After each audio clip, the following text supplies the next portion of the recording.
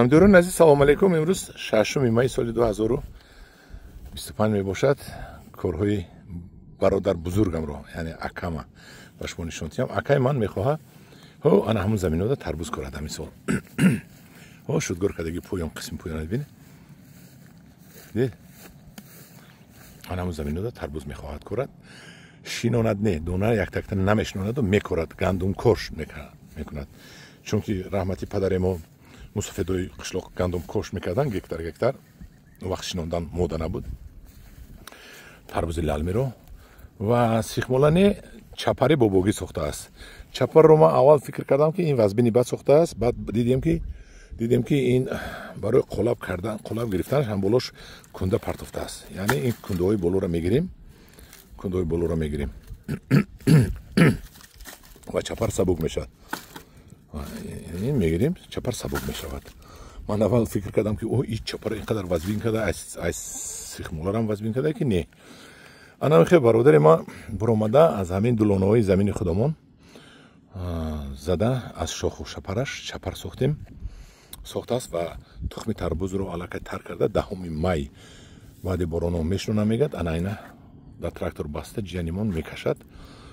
چپرم چپرده ساخته است. یک 4 متر است 3 متر زیاد 4 متر چپر کرده است. من ببینید که اومده باز با همون کارباری بابوگی میزنیم. من مراجعم آورده خورده پرتسیان کدامش اینجا بسامی بیاید، اینجا بیگناه بسامی بیاید.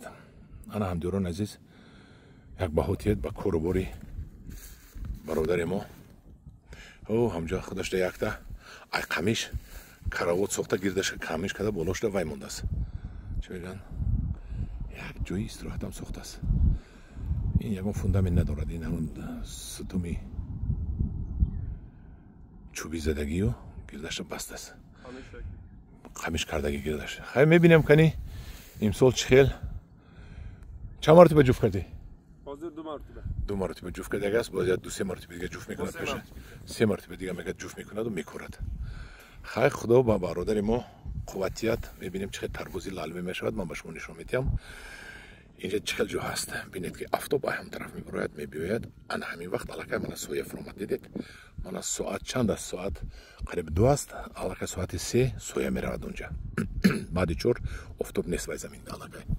یعنی که قسمی آفتاب شینده. من خیلی بیاد اینجاش بلندی میشود. من آفتاب این طرف رفت علاقه. انا آفتاب رفت. انا خیلی جدا اینجا جوی خیلی یکان سال یکان چی کار دیگه نبودن میکورد. جوی نامشین بود. خیلی برای هوا انتخابی زمین رو همجا کردیم. در پناه خدا باشید.